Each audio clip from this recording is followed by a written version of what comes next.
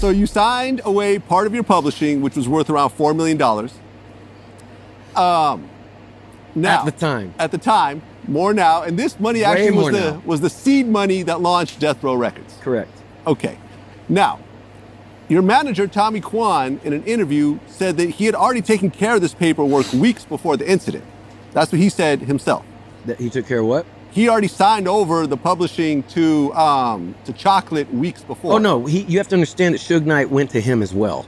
Oh, he approached him. Yeah, but see, Tommy's not gonna tell you shit. Tommy's a secretive dude, man. He's like, I ain't putting no target on my forehead. I don't know anything, man. Okay. But you know, there's a lot of stuff I'll leave out, and I'm not gonna incriminate anybody here or nothing stupid like that. But some of the details that will never be unfolded. But I'm gonna tell you right now that this was all a strong arm from Suge Knight to basically come in and take publishing money. And then that's how I knew who he was, and I knew he was coming. I didn't know he was gonna be in my room when I checked in at the Beverly Hills place there, but there he was. And then I already I sensed this was coming. I know who you are and all that. I had no idea that Chocolate was involved in any of this. He walks in beat up, and they put him there to get the collection of the publishing, which basically was Suge Knight's money. That's how it ended up in Death Row. Okay, so I interviewed Virgil Roberts, who was the president of Solar Records, who Suge was doing some work with at the time, that helped work with Death Row originally. This is what he told me on camera. He said that Suge was managing Chocolate, they approached him, and Chocolate claimed that he wrote all these songs for you, and he goes, well, prove it. He goes, well, I have all the original lyric sheets. So he brought him the lyric sheets. He goes, well, this doesn't prove anything. He goes, well, go back and look at the original release of Vanilla Ice's album, and my name is on there. Once he saw that, he said, okay, that's enough for me to believe this. He gave him a $400,000 advance, which was the most Suge has ever seen at the time. Then he filed a lawsuit with EMI, and once the lawsuit was filed, EMI agreed and gave them the publishing to Chocolate. Right. So Suge and Chocolate come in, and they tell us this story about how he was from Texas. They had a club there where they had an open mic, and he would go, and he met Bobby Winkle's guys, is Vanilla Ice, and they exchanged a lot of things. And then Suge had brought Chocolate out to California. He was managing Chocolate. He brought him out and said, you need to be in California if you're going to get a record deal and progress in your career. So he said he was at, I guess Suge had him in his apartment, and he was watching MTV, and he saw Bobby Winkle's doing Ice Ice Baby. He said, that's my song.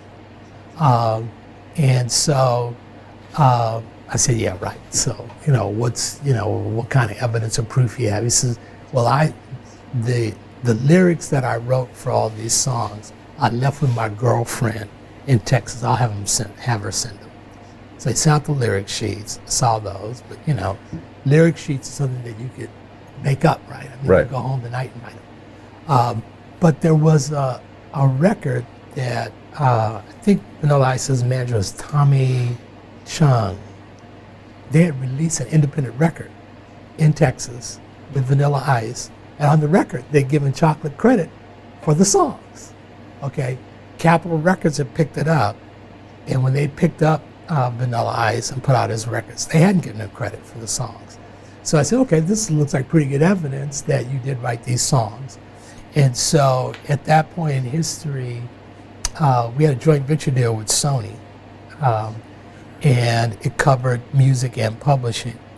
And so I called up the head of Sony's publishing company and said, I found somebody that I think has written hit songs. And Vanilla Ice has sold millions of records, and those are songs that we can get a piece of. He said, great, make a deal.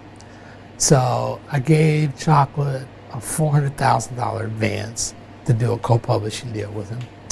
And Suge was the manager, and he was getting, I think, 25%. That was the most money he had made in his life. Right. He just made $100,000. Just made $100,000. I know, it's funny, man, how it all unfolds, right? It's like there's so many avenues to this, and people just wanting to get in my pockets for a little song I wrote when I was 16 years old. It's so fucking funny. And then they try to come out 30 years later and get notoriety or something. It's weird how this is like, were they in my living room when I was 16? Man, I was 10th grade dropout. I mean, are you kidding me? Motocrosser in Dallas, Texas. I don't think so. All this came to a thing when Suge Knight found out that Vanilla Ice is someone we should target to get a lot of money on. and it worked.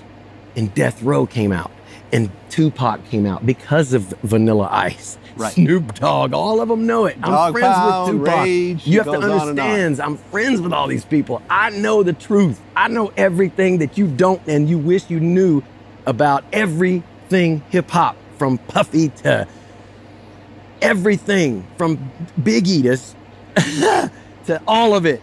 All the shit you wish you knew, and I won't elaborate. Fair enough. Streets know. Streets know. How do you feel about Suge getting 28 years in prison for the killing of Terry? I don't have any comment about that. Fair enough. I think that might be something probably that people kind of probably were just coming after Suge in many ways, and this was an opportunity to put him down for something. I don't know. I don't know the whole story behind that. I heard that somebody was trying to kill him, so he just punched his car and he ran he got somebody beat over. up by Bone. He backed up and then went forward, hit Bone, and then ran over Terry, who's his actual friend, which was an accident. And I think if it wasn't Suge, it would have probably been self-defense. But since it's Suge and the whole history, and you're part of this history, of course. I do not take any you sides know. on this. I plead the fifth.